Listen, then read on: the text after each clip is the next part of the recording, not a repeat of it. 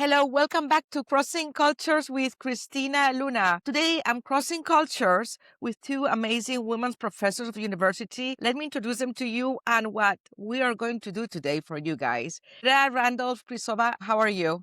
Hi, how are you? Your name is Andrea, not Andrea, right? Like my daughter. And Karen Stylianides, if you are a regular in our podcast, you probably know her. Karen, how are you? I'm good, thanks. Thanks for Yes, having us on. We appreciate it.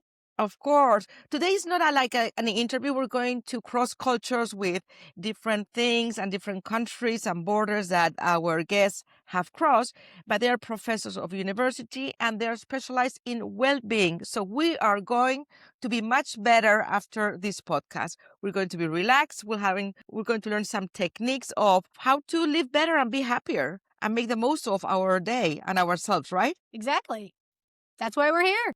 So can you please introduce each of yourself? Andrea, can you start, please? And then we'll go on. What do you want to share with our viewers today and listeners? Well, like you mentioned, my name is Andrea. I have been born and raised in Czechoslovakia. Now the country separated in early 1990s to Czech Republic and Slovakia. So I say now I'm from Slovakia because that's the part I was born. And my whole family still lives there. I came to United States first time when I was 19 years old. Just with my best friend, we came to try out a summer job as lifeguards. And since then, we have kept coming back a couple times, and somehow I ended up living in the United States. So I planned for my life to go one way, but then it got all scratched up and my life turned a totally different way. So here That's I the am. beauty of going with the flow and being open, right? To what life gives you, the gifts that life gives you. Yes. Karen, give us an introduction, please. Well, if you've watched the podcast, you've seen this is the second time I've been invited to come on. So thanks again, Christina. But my name is Karen Stylianides, and I work at Penn State Hazleton in the kinesiology department. So I originally came from a town called Burlington, Iowa. Yay, Iowegians.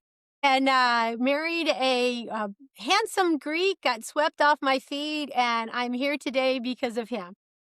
So if you want to listen to Karen's story, you can find it in the podcast. So tell us about your job specifically and what are you bringing to the table today? Andrea, start yourself, please. So Karen and I, we are both professors at different campuses of Penn State University. They have campuses around the Pennsylvania. Our department is kinesiology. So we teach courses that are in somehow connected to movement science. But as well, under that umbrella belongs the wellness and many different dimensions. We have many different dimensions of wellness. So it's not just the movement, physical movement, but it's also emotional health, environmental health, financial health. There are so many different dimensions that are creating overall wellness for people. Right? So if there is problems in couple, then your whole wellness might be a little bit unbalanced. So some of our favorite courses that we teach are wellness theory or also stress management techniques, which we're going to kind of probably focus today talking about. Okay, Karen, can you please give us a little bit of the concepts of some of the words like kinesiology? Maybe people are familiar with it and other words in this area of wellness that you are experts. And so we can understand a little bit some of where we are and what we're doing. Well, kinesiology is basically the science and the study of movement. So all kinds of different movements, and it includes wellness. And we have classes that we offer at Penn State on wellness and stress management. As somebody who's coming to college, there's a lot of changes going on and this new sense of freedom, these new responsibilities, et cetera, et cetera. And so what we try to focus in on is bringing that wellness concept together. So it's kind of like Andrea said, it's all weaved in together. So we want to find a balance. One shouldn't be overpowering the other one. So we're really hoping today that we can kind of help your audience figure out a few kind of quick things, a little bit of science behind, what we go through when we have stress.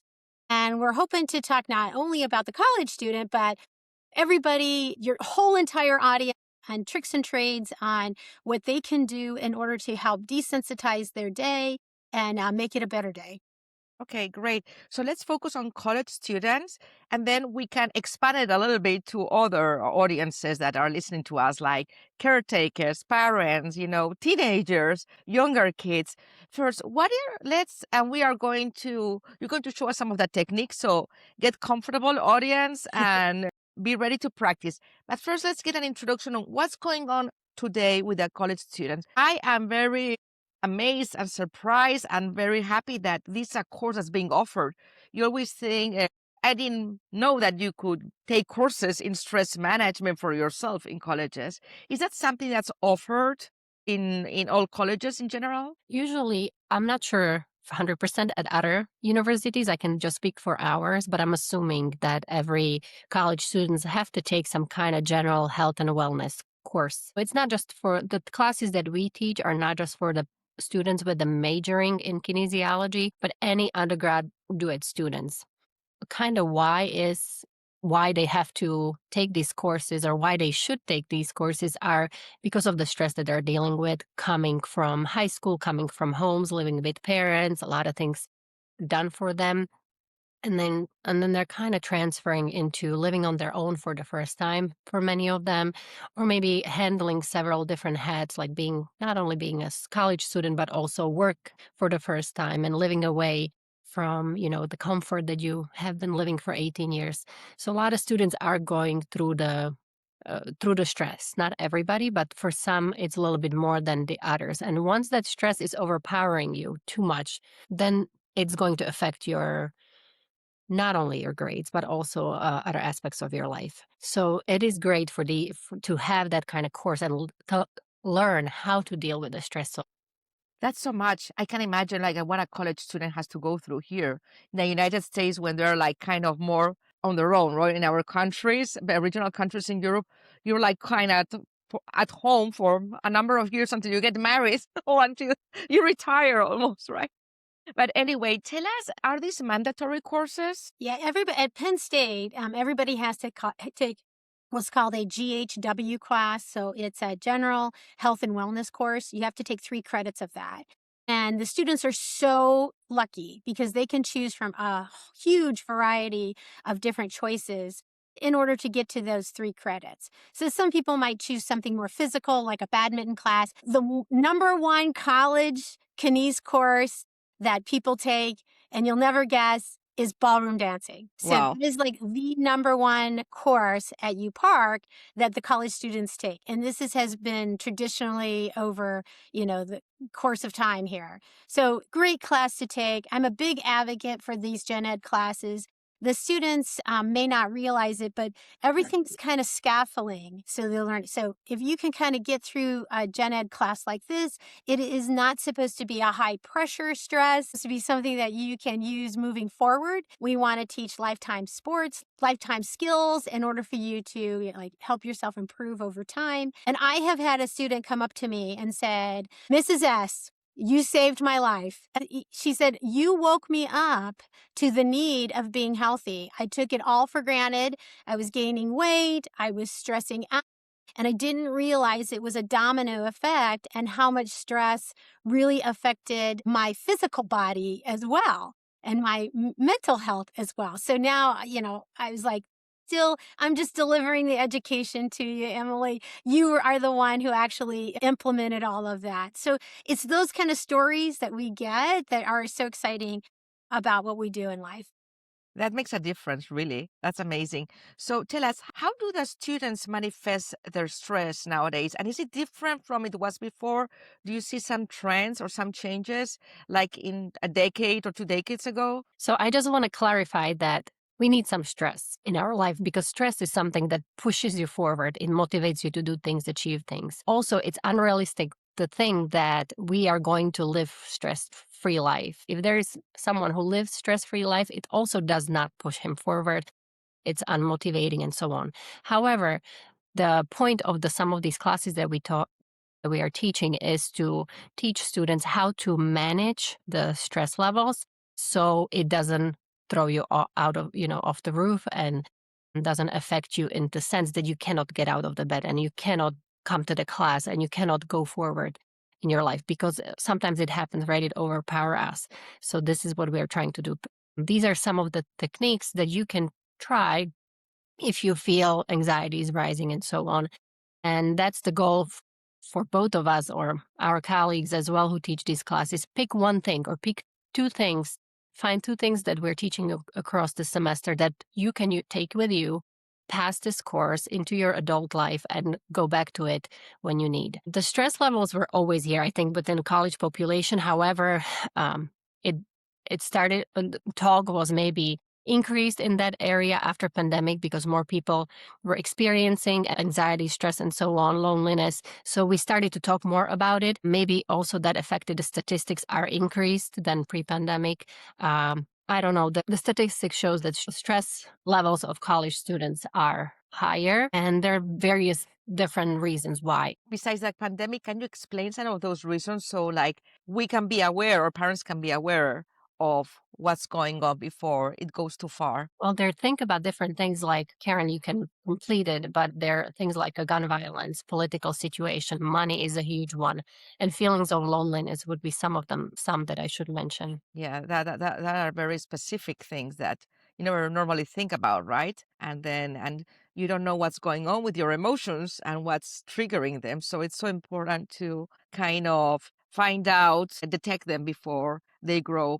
But okay, let's focus then in some techniques that you're using. I'm ready to use them. So we can use some short-term techniques and some long-term techniques like immediate. I need an immediate calmness, well-being, and the other one for the long term, like brushing your teeth, that you can use regularly. So why don't you guide us? One of you can start and the other one can develop it, and we are all going to do it, right? So be ready, audience. If you're going to do it now, do it later. You can listen to us, but let's be stress-free today at least.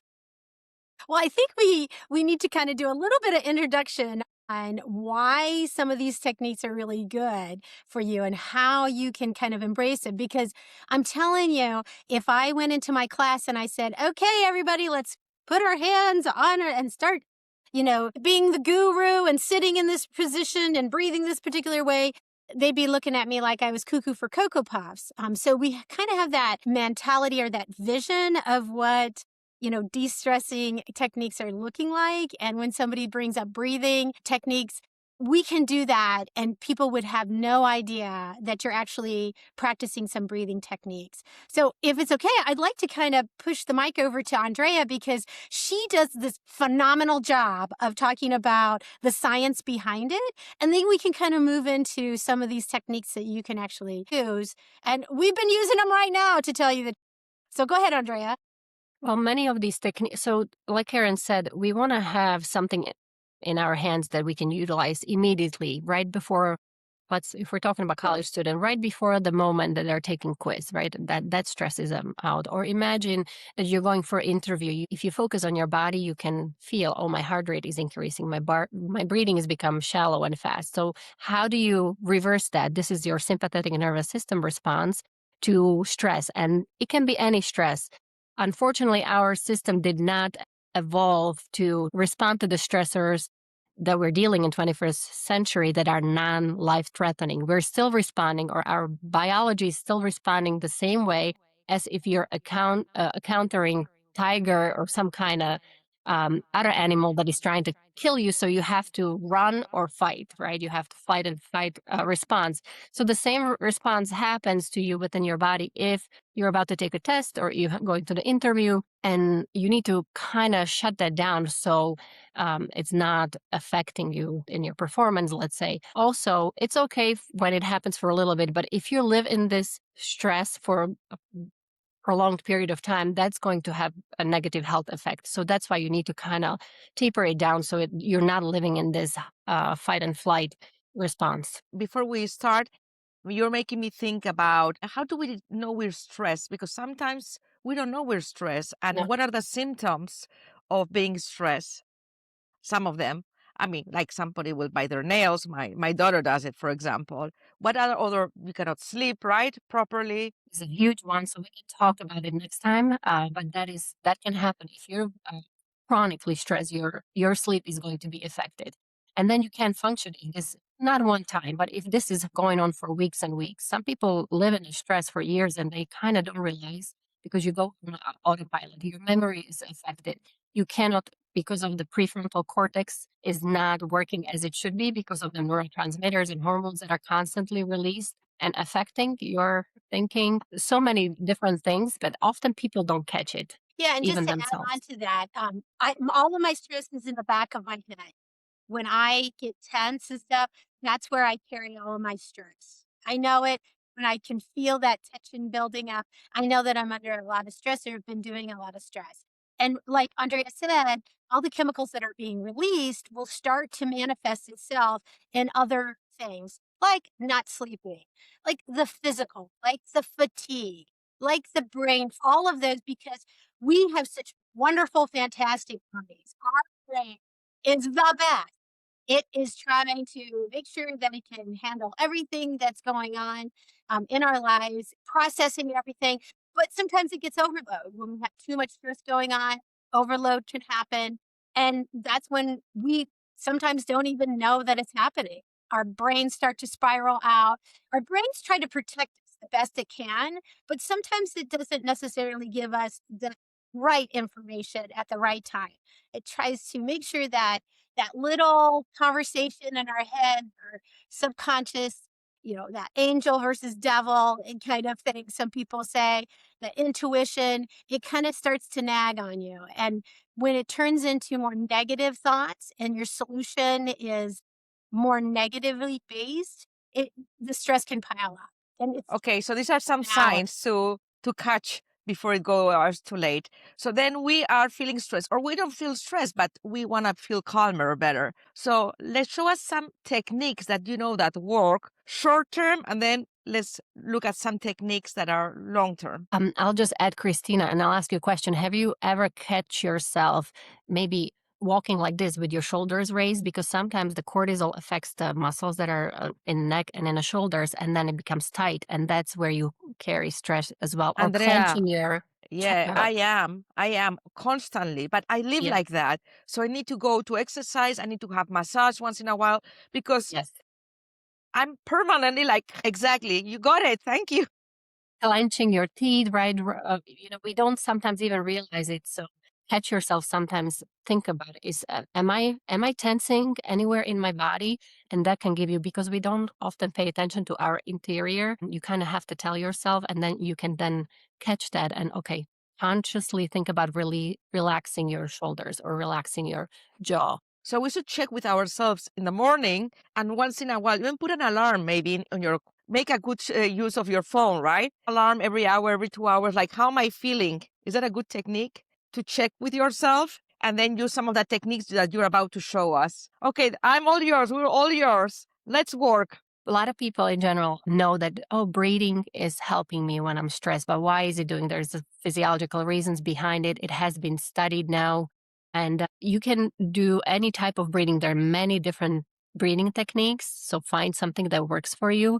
The studies that have been recently done show that physiological sigh, that actually human body and maybe some animals as well do that automatically when we're upset. Maybe you caught yourself taking two breaths in like one long one and another short one. So that's called physiological sigh.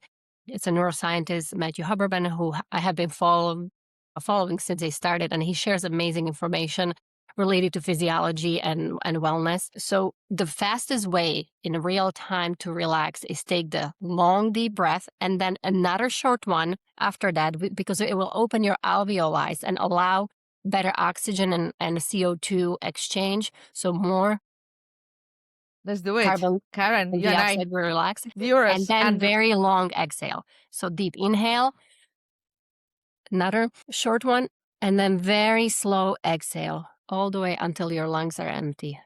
Already one physiological sigh is going to give you relaxation, but then obviously you can repeat it several times until you need. That has been studied and compared to, for example, box breathing or some other techniques. And this is like really quick way and fastest way. And your body, like I said, does it on its own. Think about if you were ever very upset and crying, you do that, right? So yeah. because your lungs need to a little bit more expand, you can get rid of the CO2 more. and bring more oxygen in. Box breathing is another way that a lot of people practice. Now let's summarize the other one. So it's 3, like a long one inhale, then a short one. It has to be a short one too, Yeah, followed by a until short you one, can't inhale anymore. and then You do, release slowly. and then very slowly. You know, Actually, I'm glad that you stopped because the exhale is important. Exhale in general is what turns on your parasympathetic nervous system. That is the nervous system, autonomic nervous system that allows you to relax.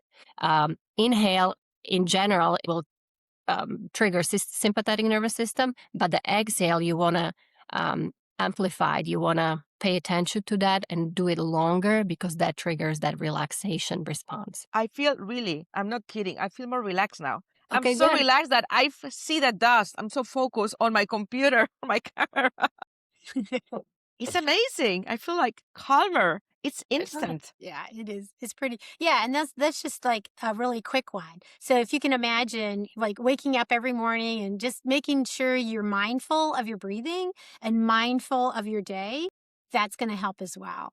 But like Andrea said, it's the exhale that you really want to emphasize. So we have some other kind of fun techniques that you can use. One of my favorites is a touch technique, and Andrea is going to talk to her. She was the one who introduced it to me. It's just a silly one, but because we're talking about cross cultures here, it's the one that we can kind of like possibly embrace a little bit more because it's a cultural thing. It's something that somebody from Japan, right, taught you? Yes, actually, my students. So like I mentioned, I learn a lot from the articles that I'm reading, the podcast and so on, but also my students are teaching me. So I had a student one semester whose mom was Japanese, and we were talking about the relaxation techniques, and he said this is what they teach kids in Japan, but I think anybody can benefit from this. And they use a palm, and there is a reason why the touch is important, because we have receptors in our body that respond to touch, and they bring relaxation because of how they activate different brain centers, and together with the breathing, right, better benefit.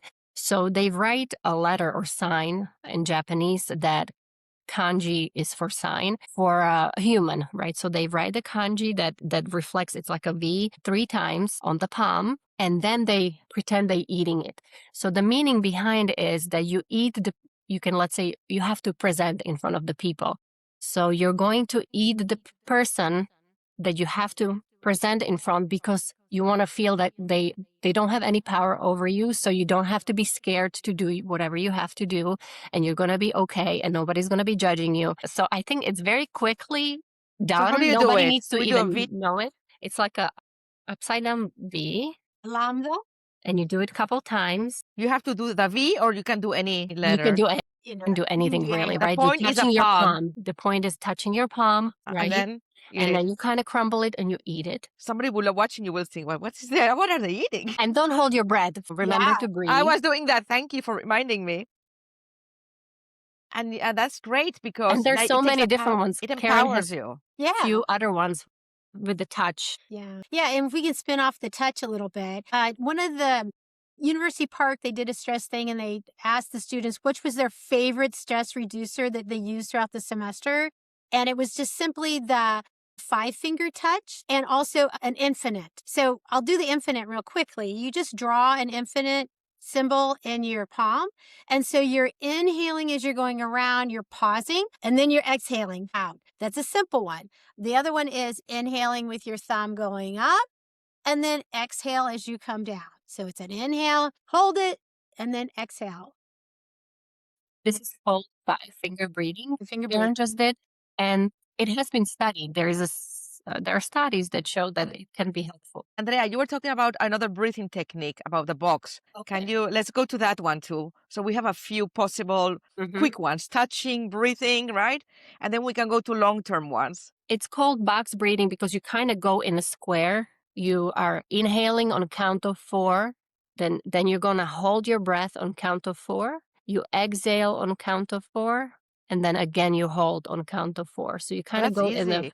That's very easy. And again, the benefits are quite fast. That's wonderful. Any other the ones that you want to share that are fast? And then let's go to the long-term ones. Well, the long-term ones that we recommend are things like journaling. So making sure that you're putting your thoughts down on paper. And then after a while, you can kind of connect the dots on where, where your stress is actually manifesting itself or what's making you stressful at that particular time. Journaling is definitely a go to for a lot of people. Just writing down your thoughts in the morning, taking that time out. A lot of times, the first thing we do when we wake up is we check our phone. The last thing we do before we go to bed, check our phone. And, they say research is showing that it can actually disrupt our sleep patterns when we're doing that at night. If we're on our phone, we should be deconnected from all electronics at least 30 to 1 hour before we go to bed. Okay. A lot of people So not do do it slowly, gradually, but do it. That's a good thing. so. Let's talk about other ones like visualization. You also mentioned when we were preparing for this talk more about the natural remedies long term. Can you elaborate a little bit on Well, those? if you think about it, when we are in a scheduled kind of rhythm of life, when we have our rituals of, we brush our teeth before we go to bed, we take our vitamins, we have this, that, we wake up, we take our shower. So we have our routine. And when that routine gets like a monkey wrench in it, then sometimes what happens is it causes more stress on people. So if you can kind of just keep a routine of things, it's going to de-stress you out, and it's fluid. Life is fluid. It can change, it can morph. But if you can kind of connect to the same thing and have that ritual. So the Japanese, again, I feel like we're mentioning that a lot today, but they have a ritual, and the Koreans too. They have a tea ritual, and you probably have the same ritual too. And you just are not doing it exactly the same. So, you have to pour the water into your teapot or your coffee pot. Then you have to turn it on, and then you have to pour your drink. You have to put in the right amount of things. And then just holding that cup, a warm cup of coffee, a warm cup of tea, and even just a warm cup of lemon water. Lemon water is great for detoxing the liver itself, and it kind of helps out with that.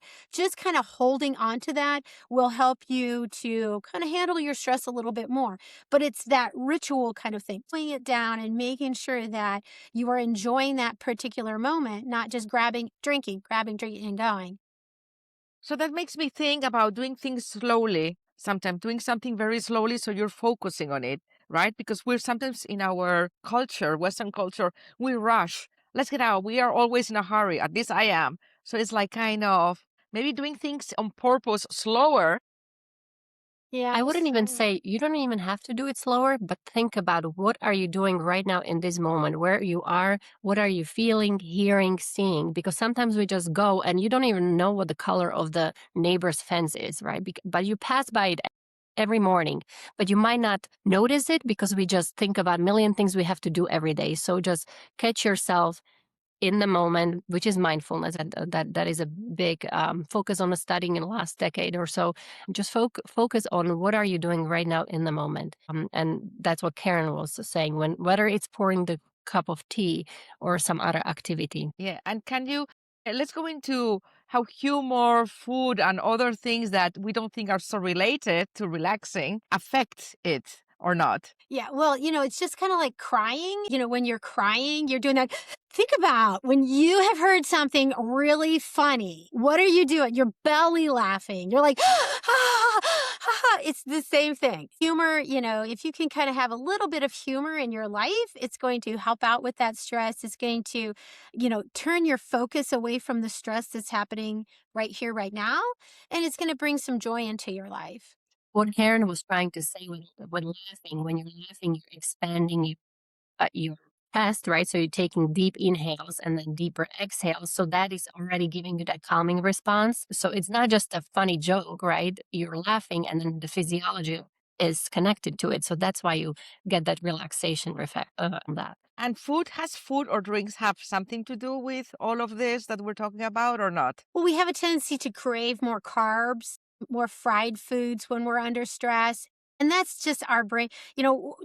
Our brains are trying to protect us again. And so we want something that's instantaneous, is going to make us feel good. So a lot of times people are grabbing for, that candy bar or that fried food because it's going to be instantaneous satisfaction, which may not necessarily be the best thing in the long run. Everything in moderation. So lastly, in these techniques, because I want to go for a few minutes into traveling and your different cultures, because I know that you, Andrea, have brought international approaches and trips to your students. I want to ask you, what is it, how do we incorporate this so it's not like a gym membership that, oh, okay, we're so excited, we're going to do everything now, and 2 days later, we don't do anything. How do we make it one of these things or two implement in our life as a I would regular thing? I would recommend to find one or two things that you are actually going to do. If you have a friend that is running and you decide, okay, I want to also help my health, so I'm going to run with my friend, but you know you hate running, you're not going to stick with it. So find a couple things or even one thing that you actually have time for and that you can put it in your life. 5 minutes, 5 minute gratuity exercise, 5 minutes of some sit-ups or something like that, whatever you can fit in your day that you actually will do on regular basis. So what we recommend here is like we showed you some short, fast-term relaxation tips, right? Like breathing and touching, basically. And other ones are long-term. Write down the ones that you connected with and just have fun with it. The only thing you can do is get better, right? Yeah. And feel better. Well, and find what works for you. That's the whole point. You may not like box breathing, but if you need that touch sensation for the five finger, maybe that's the one you can do. And one of the reasons why the students liked it, I can put it underneath a desk and I can still do that touch. It doesn't have to be in my face. People have no idea that I'm practicing that. And everything that you've said, it can be implemented at any age, right? You Yeah. can do it with kids, with adults, right? With teenagers. So try different things and make it fun, or do it together as a family, or do it together as friends, right? And Thank you one of so my much. Well, one of my favorite things to talk about too is natural remedies with the outdoors. We forget that being outdoors is our brains are instantly going to be de-stressed. So if you are in a meeting and you're really stressed, just being able to look outside and have an awe moment, sometimes it's called soft focusing. So it's just kind of like, oh, look at that bunny. And that bunny is going to actually help you, give you a little bit more kindness to yourself by just kind of walking out. Taking a little bit of 5 minute walk, going outside. Going outside is the best remedy that I can recommend to anybody. Just kind of going outside. And if you're not a desert person, like you walk outside and desert seeing stresses you out, don't go to the desert. Go to the beach if that's your beach. The older you get, the more and more you kind of say to yourself, okay, am I a water person? Am I a land person? Am I a sky person? Just those little soft, noticing of yourself will actually help de-stress you. Maybe you need to do a reassessment on where you're living at if that's the case. I wonder why so many, senior citizens move down south to warmer weather sometimes. Yeah, thank you. Thank you, Karen. Thank you, Andrea. Andrea, tell us a little bit about 2 minutes, your travel experiences, how you expand and how have you connected and what are the impact of your students abroad? Yeah, so I am part of the study abroad program that we do at our campus, but they do also across the university. And every year we teach, me and my colleagues, several different courses that are, whether art, I teach wellness theory, and there are a few other ones. And then they connect them to the particular country where we're traveling that year. So the course is connected to the 1 week of immersion, educational immersion abroad. I have been only doing this for last 6 years, but my colleagues have been doing this for 20, 25 years at my campus. And what I have to say is it's a one thing to explore another country, but it's another level when the student tells you that they never left, based outside of Philadelphia.